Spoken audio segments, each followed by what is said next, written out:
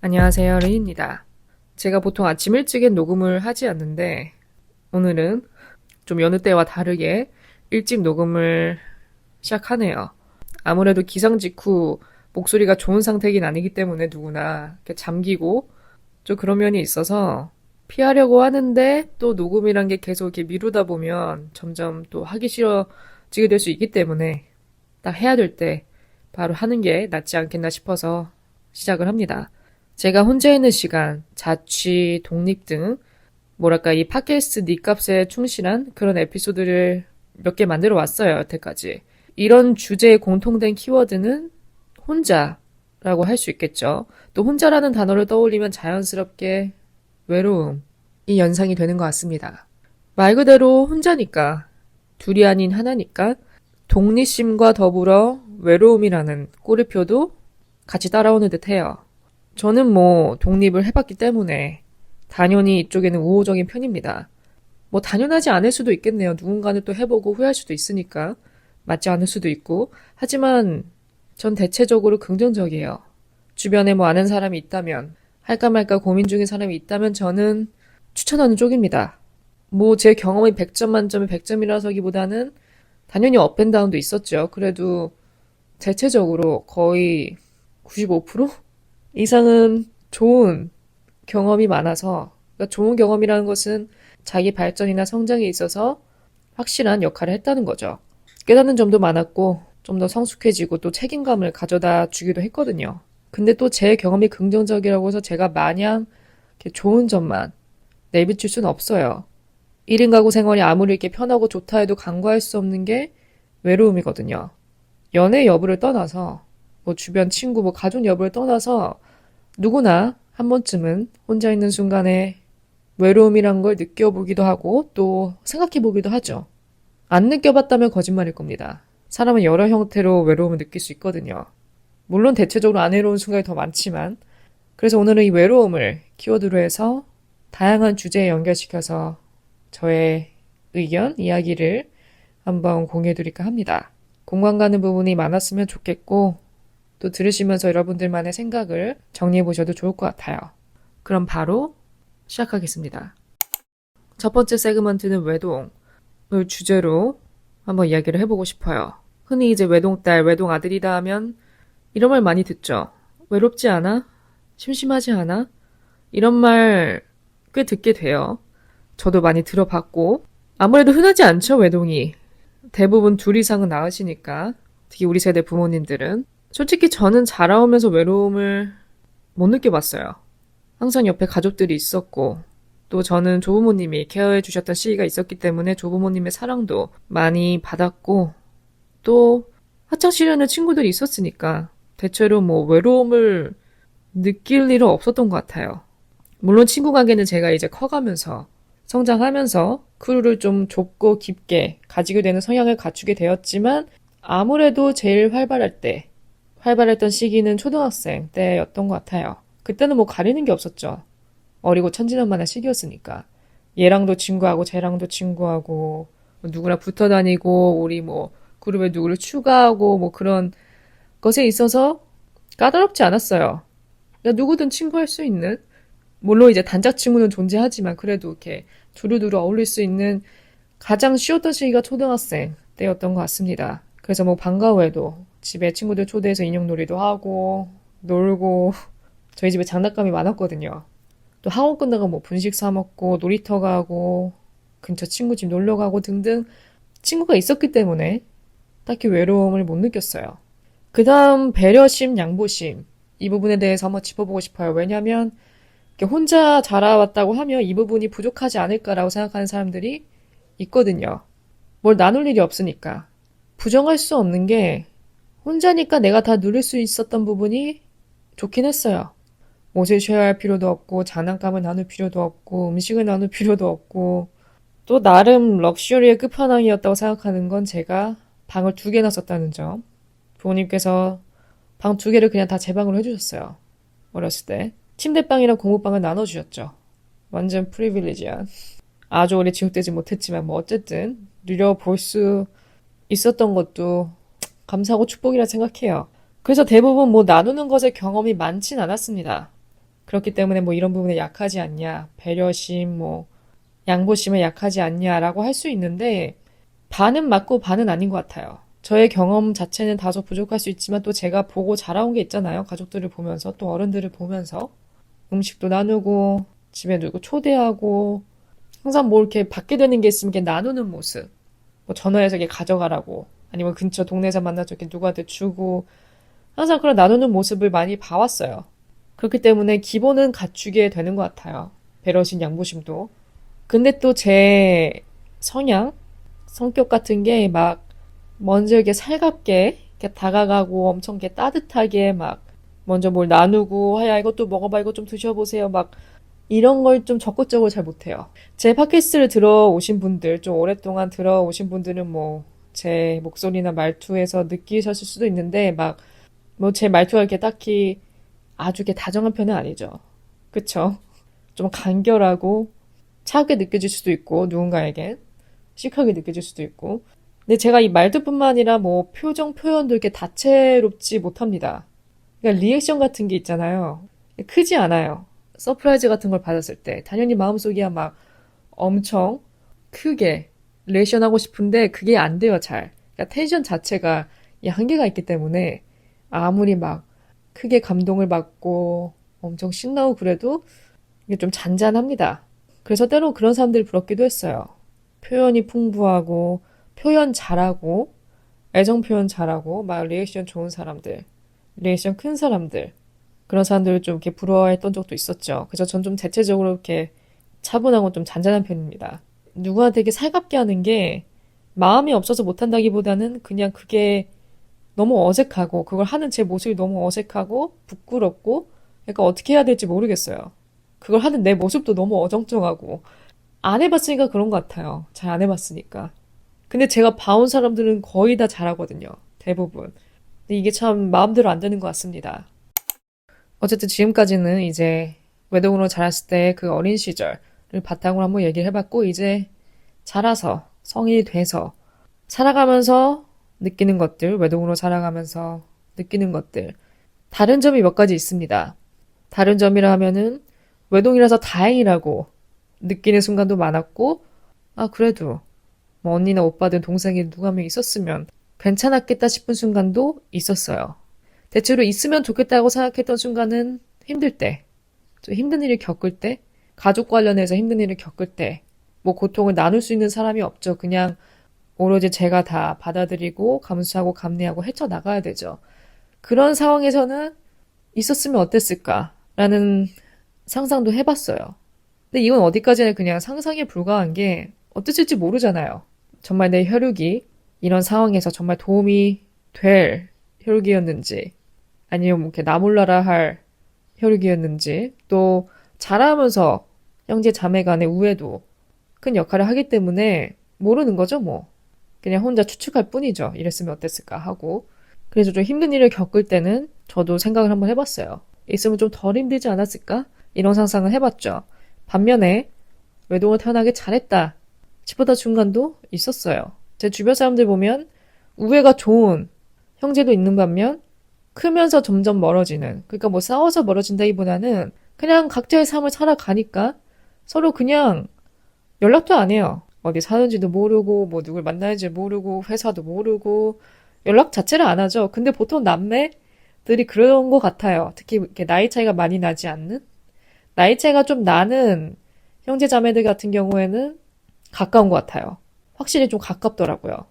아무래도 한쪽이 이제 동생을 케어를 많이 했을 테니까 또 자라오면서 그래서 좀 관계가 두텁겠죠. 반면에 이제 차이가 많이 안 나는 형제 자매들은 물론 친한 케이스도 있지만 뭐 1년에 한 번 보고 연락 같은 건 당연히 안 하고 카톡 그런 거 안 하고 그런 걸 보다 보니까 어쨌든 뭐 형제 자매도 같이 이렇게 자라봤을 때나 가까운 거지 이게 성인이 되고 각자 삶 살아가다 보면은 어떻게 보면 형제보다 친구가 더 가까운 존재가 될 수도 있겠구나라는 생각이 들었어요.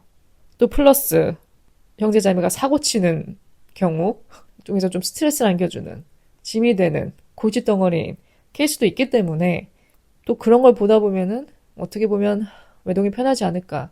그러니까 딱히 뭐 거슬릴 게 없거든요, 혼자면. 나만 잘하면 돼요. 그렇죠. 나만 잘하면 돼요. 나만 잘 살면 되고.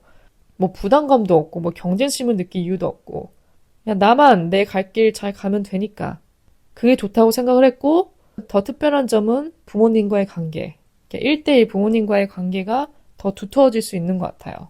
엄마 아빠지만 때로 어떨 땐 친구처럼 지내기도 하고 친구처럼 이런저런 고민 상담 얘기도 하고 일상 얘기도 하고 또 아빠한테는 이런 얘기를 하고 이런 조언을 듣고 또 엄마한테는 이런 얘기를 하고 1대1의 관계가 더욱더 깊어지는 건 있는 것 같습니다. 얼마 전에 기사를 하나 봤어요. 이 서울 가족의 풍경이 급격하게 변하고 있다는 내용의 기사였습니다. 결혼은 늦어지고 50대 이후 황혼 이혼이 늘어나 평균 이혼 연령이 처음으로 50대에 진입했다 해요. 더욱더 제 이목을 끌었던 부분은 1인 가구. 1인 가구가 40%에 육박한다고 해요. 그래서 가장 흔한 형태로 자리 잡았고 고령자 가구도 30%를 넘었다고 합니다. 지난해 서울의 혼인 건수는 42,471건으로 전년보다 19.9% 늘었고 코로나 동안 좀 급감했던 혼인이 다시 살아난 반면에 초혼 평균 연령은 과거보다 높아졌다고 해요. 남성은 34.3세, 여성은 32.4세. 또 이혼 건수는 줄었지만 연령대는 높아졌다고 합니다. 특히 60세 이상 황혼 이혼이 2000년 3%대에서 지난해 25%로 급증했고요. 가구 형태도 서울 1인 가구는 약 166만 가구, 거의 40%에 달한다고 해요. 또 앞으로도 계속 늘어나지 않을까 싶습니다. 뭔가 예전에는 그냥 젊은 친구들, 그러니까 20대들이 가장 이제 자취를 시작하잖아요, 흔하게. 대부분 20대지 않을까 했는데 요즘은 그냥 나이를 떠나서, 연령대를 떠나서 혼자 사는 형태가 점점 증가하고 있는 기분이 들어요. 아무래도 이런 현상에서 따라오는 게 고립, 외로움, 주거 안정 등 1인 가구가 증가하면 증가할수록 이런 문제들도 많아질 테고 또 우리가 해결해야 되는 숙제지 않을까 싶어요. 뭐 여러분들 중에 이제 혼자 사시는 분들이라면 공감을 하실 수도 있는데 한번 이렇게 독립을 시작하면 헤어날 수가 없는 부분이 바로 이 편함입니다. 이 편안함이라는 어마무시한 요소 때문에 그 전으로 못 돌아가요.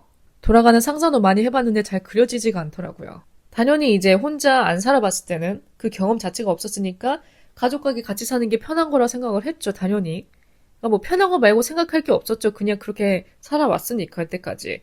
근데 한번 독립을 해보면, 혼자 살아보면 편안함이 달라요. 완전 넥스트 레벨의 편안함입니다. 그러니까 이 한 번 편안함을 맛보면 놓을 수가 없는 거죠.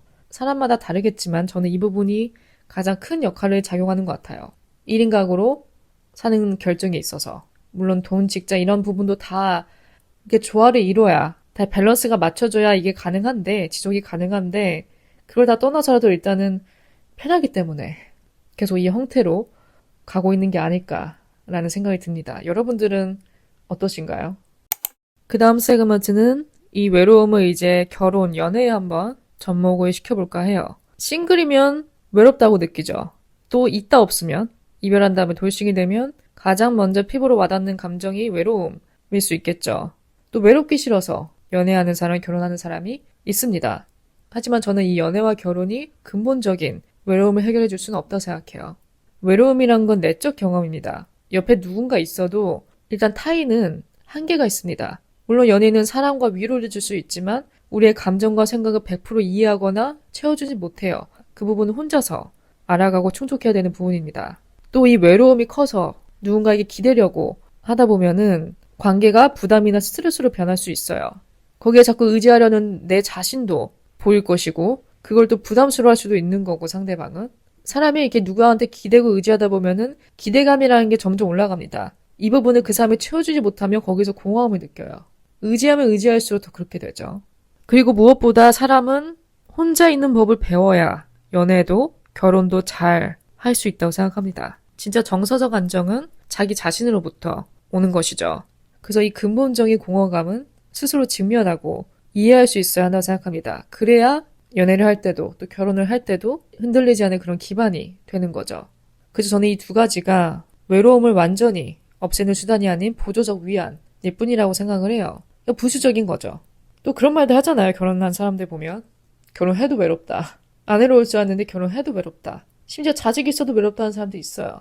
왜 외롭다 할까? 저는 그게 뭐 단순히 뭐 옆에 파트너가 싫어서가 아니라 인간 존재의 근본적인 외로움과 관련이 있다고 생각을 해요. 아무리 가까운 관계라도 완전히 한마음이 될 수는 없잖아요. 내 감정, 생각, 공허함은 내가 느끼는 거고 상대방이 그걸 완전히 대신해 줄 수는 없죠.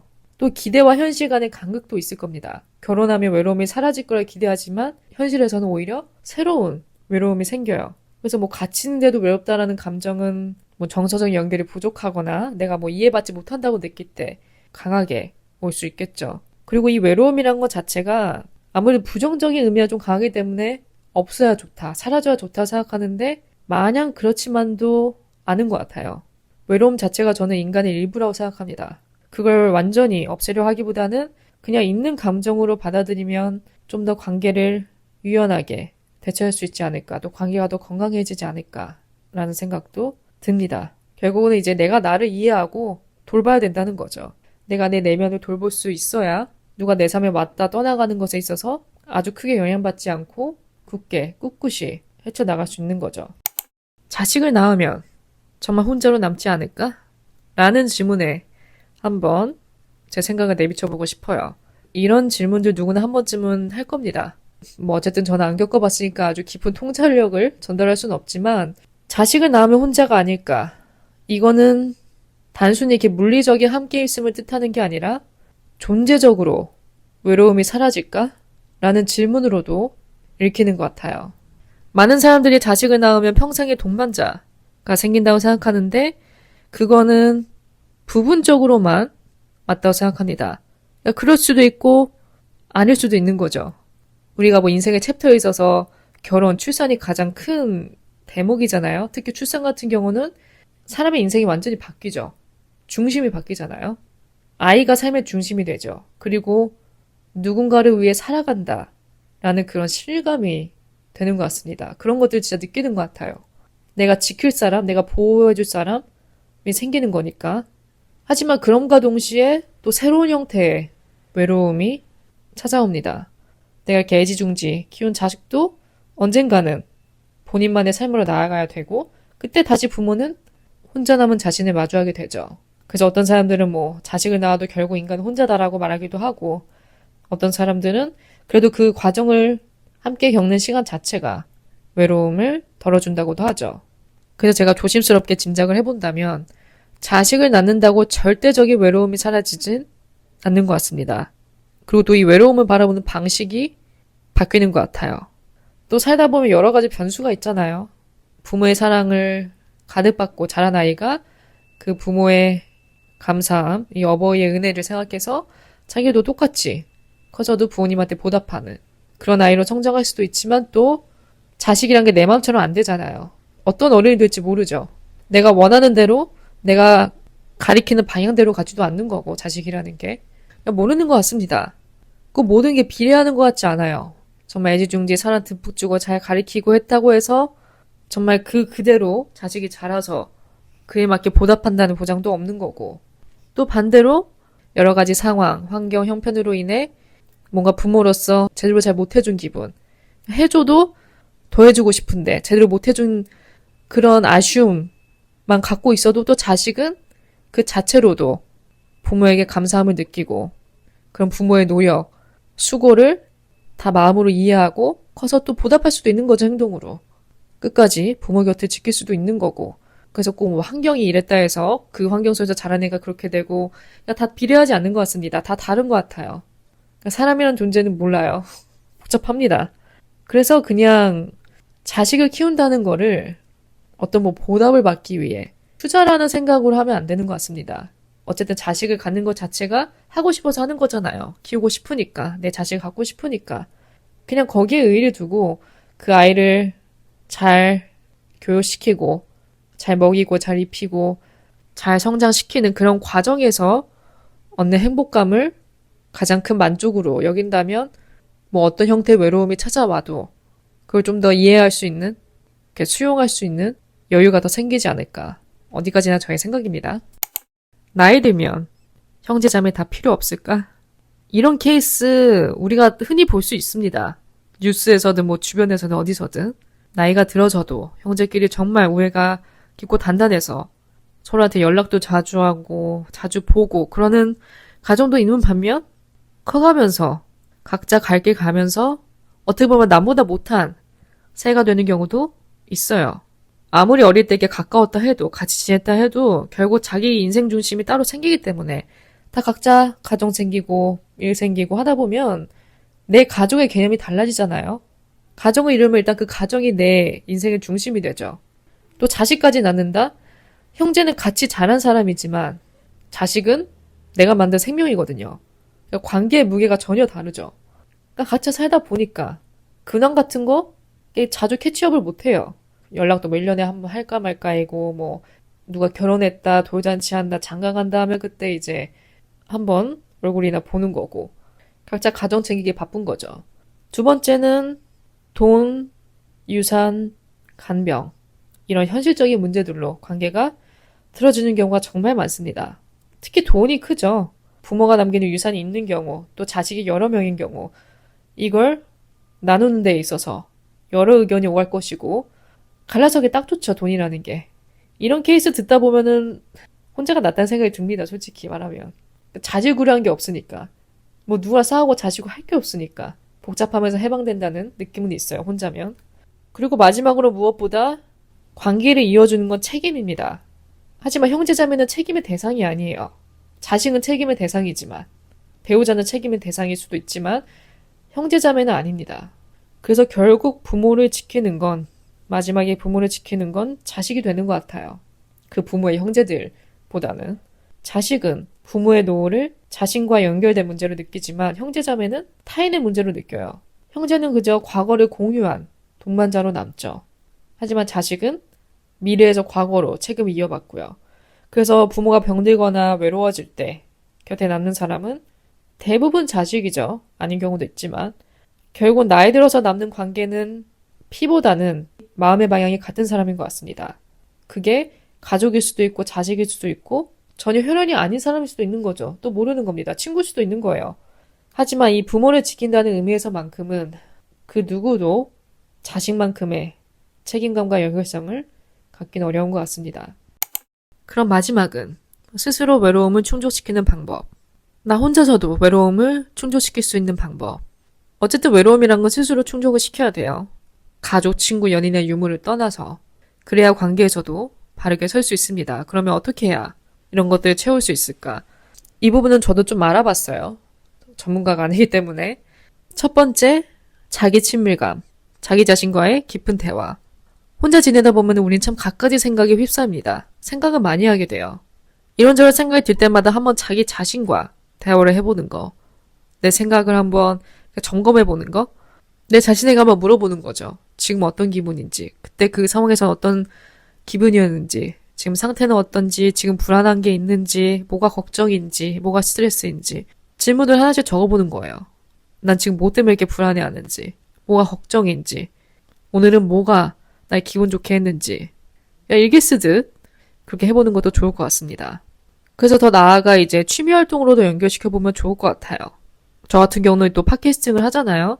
저는 이 팟캐스팅 자체가 단순히 저한테는 이제 뭐 시간 때우기를 넘어서 정말 단단한 저의 일과가 된 것 같아요. 고정 스케줄, 고정 일과. 한 편의 에피소드를 만들 때 이 브레인스토밍에 쏟는 시간과 이걸 또 스크립트로 적는 시간, 녹음 편집까지 하면 그냥 하나의 일이에요. 하지만 제가 하고 싶어서 하는 거고 또 만들고 나면 또 보람차기 때문에 뿌듯하기 때문에 뭐 엄청 대단한 건 아니지만 그냥 내가 뭘 하나 만들었다. 내 작은 창작물을 하나 만들었다는 그런 데서 오는 보람, 뿌듯함이 있기 때문에 어쨌든 만들고 나면 작지만 내 하나에게 창작물이 생겼다라는 그런 기분에서 오는 만족감, 성취감, 뿌듯함이 있기 때문에 이것도 어떻게 보면 저한테는 솔리드한 취미생활을 할 수 있죠. 두 번째는 셀프케어. 운동, 건강한 음식, 수면, 건강관리. 또 너무 맨날 건강한 음식만 먹고 지냈다 하면은 가끔 내가 원하는 음식, 먹고 싶은 거 먹어주고 또 그런 데서 오는 행복도 있잖아요. 먹고 싶은 거 먹을 때. 그런 것도 좀 중간에 넣어주고 잘 자고 건강검진 받고 그런 것들. 세 번째는 몰입 경험. 이거 할 때는 아무 생각도 안 나는 거, 잡생각 안 나는 거. 오직 여기에만 집중하는 내 자신을 발견할 수 있는 것. 그런 것을 찾아서 해보는 것도 도움이 될 것 같습니다. 뭔가 내가 좀 살아있다? 내가 존재한다는 그런 느낌을 갖게 해줘요. 내가 뭘 하고 있으면. 그 다음은 사회적, 관계적 충족, 깊은 친구 관계, 연인도 좋지만 또 의미 있는 친구 관계, 내 친구 관계도 잘 이렇게 유지해 나가야 이 밸런스가 맞춰지죠. 질적 관계가 핵심인 것 같습니다. 양보다는. 친구 관계도 한번 이렇게 돌이켜보고, 내가 좀 연락이 소홀했다 하면 연락해보고, 내가 좀 서운한 게 있었다. 내가 좀 마음에 담아두고 있는 게 있다. 근데 관계를 해칠 것 같아서 혼자 꾹꾹 숨겨왔는데 이게 오히려 더 화를 부르는 것 같다. 왜냐면 해결이 안 됐으니까. 그러면 친구와 한번 진솔한 대화를 해보는 거예요. 사실 그때 나는 그런 일이 좀 서운했다. 그게 좀 속상했다. 그런 것도 있으면 솔직하게 터놓기도 하고 또 그러면서 서로에 대해서 알아가죠. 마지막은 심리적, 철학적 충족, self-acceptance, 자기 수용, 외로움 자체를 자연스러운 인간의 경험으로 인정하는 거.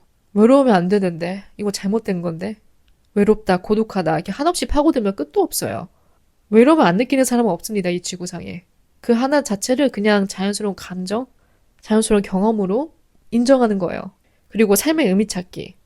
방금 말한 몰입 경험이 삶의 의미를 가져다 줄 수 있는 거죠. 그래서 일이 될 수도 있는 거고, 목표, 취미, 봉사 등 좀 의미 있는 활동에서 충족감을 얻는 것도 좋을 것 같아요. 네, 오늘은 이 외로움과 관련된 아주 솔직한 질문들을 몇 가지 던져보았어요. 누구나 한 번쯤은 이런 질문 떠올려보지 않을까라는 생각에서 한번 마련을 해봤고요. 여러분들의 의견을 나눌 수 있는 공간은 항상 열려 있습니다. 스포티파이 댓글이나 혼자 있는 게 좋아 인스타그램 DM, 애플 팟캐스트 리뷰 등 자유롭게 남겨주고 싶은 생각이 있으시면 전달해 주시고요. 또 제가 에피소드 관련된 내용을 쇼츠, 유튜브로도 올리니까 유튜브에서도 많은 청취 부탁드리고요. 남은 하루 잘 마무리하시고 전 또 다음 에피소드로 찾아뵙겠습니다.